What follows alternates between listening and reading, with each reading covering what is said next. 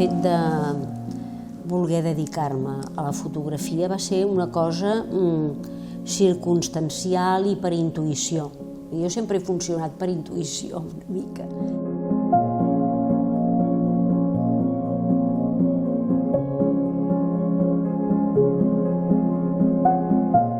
Vaig recordar-me'n d'una frase que deia el meu pare quan era petiteta i venia la gent i tal, i deia, no, la nena mira molt però no parla, és com un mussol. I llavors jo vaig pensar, doncs mira, faràs de mussol a veure què en treus, no? I bé, mira, ha estat força bé, no, la idea del mussol.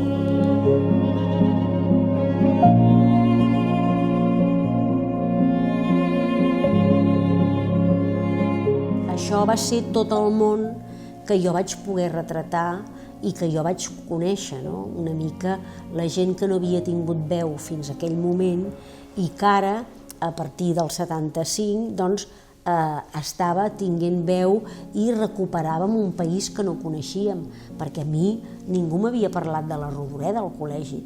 Ha sigut després que jo l'he conegut. Doncs clar, en realitat la nostra generació el que vam fer és reeducar-nos per tot el que no ens havien explicat del nostre país.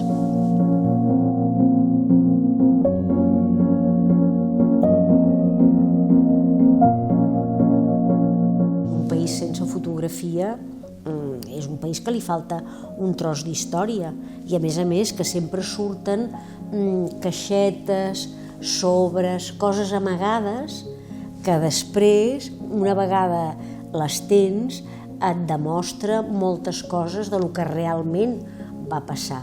Moltes vegades tota aquesta foto amagada que va sortint en unes èpoques determinades és per demostrar el que ha passat realment i com la fotografia en realitat és un testimoni molt important del que passa en la història de la humanitat.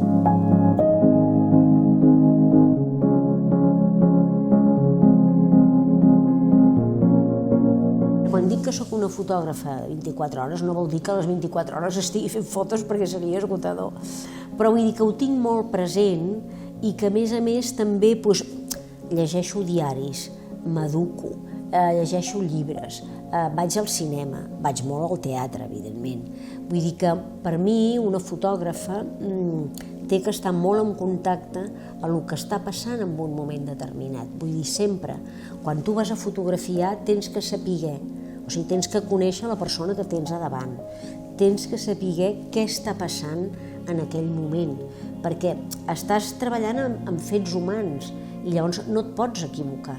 Tens que tenir la suficient informació per saber, perquè tu en realitat, quan enquadres, estàs jutjant una realitat, estàs informant però des del teu punt de vista.